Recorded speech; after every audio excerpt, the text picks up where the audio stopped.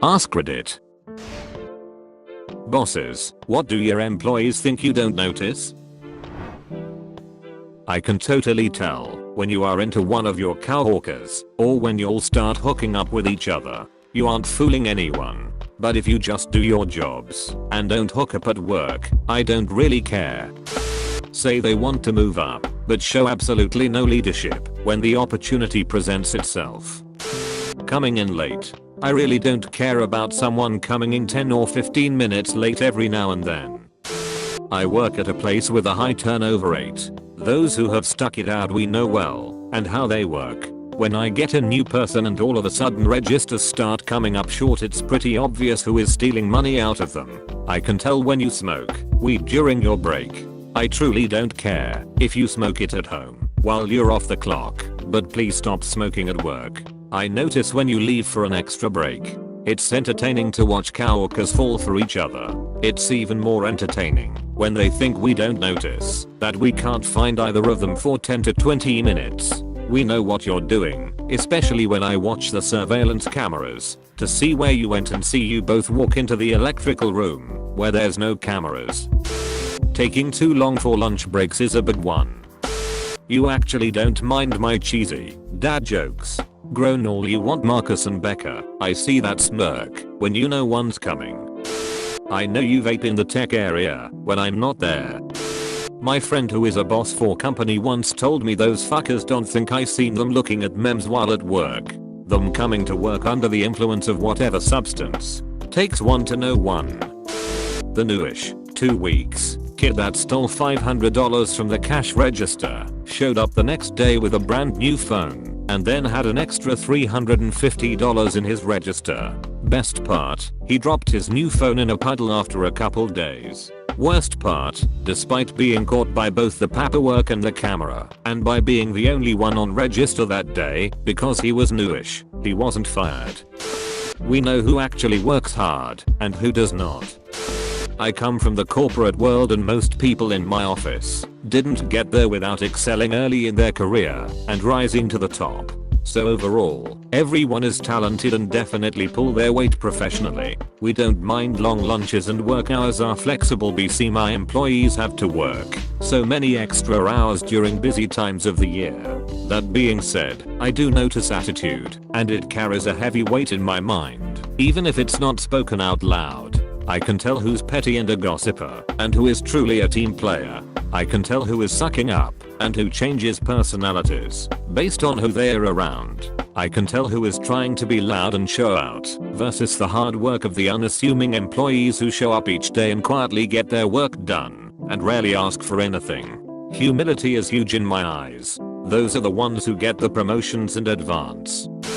Taking an easy day. I manage a small crew, and when something isn't done it's not only easily traceable, but the consequences usually have to be dealt with right away. That being said, my crew is awesome. I pretend not to notice when someone takes a slacker day, as long as it's not a regular thing, or it doesn't put their co-workers or me in a bind, because when it counts they can always be counted on. That's not to say the work doesn't have to get done. But I'm not going to write you up for taking an extra smoke break or spending an extra 10 minutes on a task. I notice the hard days too. It is very obvious when people are texting each other during a meeting. I see that one person typing something on their phone and then someone else on the other side of the room looks at their Apple Watch, laughs, and looks straight the sender. It happens all the time. I usually don't care. I want the team to be friendly and to support each other, but if someone misses something important and then asks about it 10 minutes later, they look like a dum-dum and call themselves out for not paying attention. They sneak away for extra breaks, and they sneak away for naps, and they sneak away for extra long lunch, and they sneak away to go home early. They think they're clever because I'm too busy to catch them, but they can't hide the fact that the work isn't done, and then they get all mad when I fire them. Like I'm the crooked asshole. Most of my employees bill 8-hour days and they usually are home like 5 hours in. They bring in a ton of money and they don't leave work on the table. So fuck it. They work half days and get paid for full days. I actually noticed the hard workers from the lazy workers. I also have really good hearing. So I knew that one guy was going to quit, even though he denied it when I asked him, and another employee takes extra breaks. And yes, I could smell the weed on an employee's breath at the start of his shift. I knew some called in sick because they didn't feel like working, or they were 2 hours late for work because they were clubbing into the wee hours. I spend more time with you each week than I do with my other half, or than you do with your family. I know when something is bothering you. I know what makes you happy. I know what pisses you off. I know what's important to you, broadly speaking, in life, and I know what to expect from you on a day-to-day basis. That also therefore means that I likely know when you're hiding something or lying to. If something's wrong, happening in or outside of work that makes your life challenging, or impacting your well-being physically or mentally, talk to me. I can probably help, and if I can't, I can at least make sure your work life accommodates for it in the best way possible. Come in late, don't prep enough even though there are lists, not clean completely when asked, be on their cell phones, steal moan.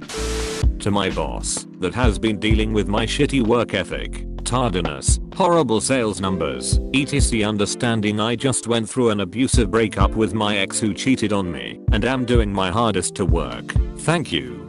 Thank you for not firing me and giving me a chance, because I swear I'm not in the car or bathroom wasting time. I'm in there trying to hold back panic attacks and tears. I also swear I'm working on getting professional help, but I'm getting better. I'm happy, but the trauma from it all, my only relationship, and it lasted 6 years, makes me feel whack. My job and bosses have been the most tolerating bosses ever. I would have fired my ass, but they know and I know, and they have seen it, that if I get feeling good, I'm one of the best in sales. And while I have my moments I can't control, I'm genuinely feeling happy and in control of my life.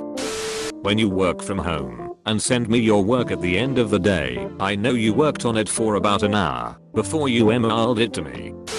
When they come in super high and can't function properly, get it together, it's not hard to function while high. Also, I know 90% of your day is browsing the internet. Just be productive cause I'm doing the same damn thing.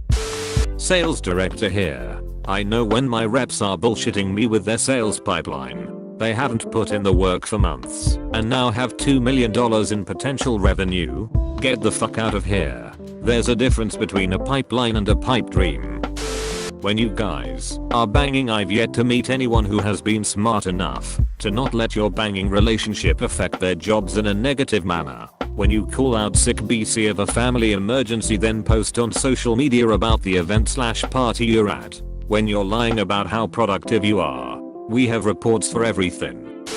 Not a boss, but I'm involved with farming out work to an offshore software development team. They like to talk a big game about how complex and difficult their projects are and set ridiculous multi-month time goals for them. 9/10 times I can look at their code check-ins and with a little Google searching find the exact free software project they crimped most of their work from, and I always know how long their projects should take. I honestly wouldn't be surprised if the whole group was double dipping and being the offshore team for a couple of other companies at the same time. Think they have everyone fooled. Unfortunately, I only get to express my opinion, not actually fire them. What time you come into work? I'm laid back, and I don't really care. Just don't put me in an awkward position because you missed a meeting/phone call/ or people are needing things from you. But I notice, and other managers notice as well. In fact, some of them don't like the fact that our department is more laid back. I spend 8 to 9 hours with you, 5 days per week. I can detect unusual activity such as a job search, an office affair or pilferage pretty easily because you are speaking, acting in a slight unusual way. I help manage a few of my co-workers, even though we all work remotely. I can tell when you're not using those resources I virtually dumped in your lap. I can't see what's on your computer screen, but I can see your level of output, and there's a certain pattern that happens when you're not using the tweet deck. I did, in fact, overhear you say that you were going to report me to ours because I asked you to stop making inappropriate comments about younger coworkers. No, I was not shaking in my boots over it. It's funny how people respond to being asked to stop doing something that they know they aren't supposed to do. Suddenly they go to the rest of the team and start talking about how they are going to put in their 2 weeks. And yet, I never see a 2-week.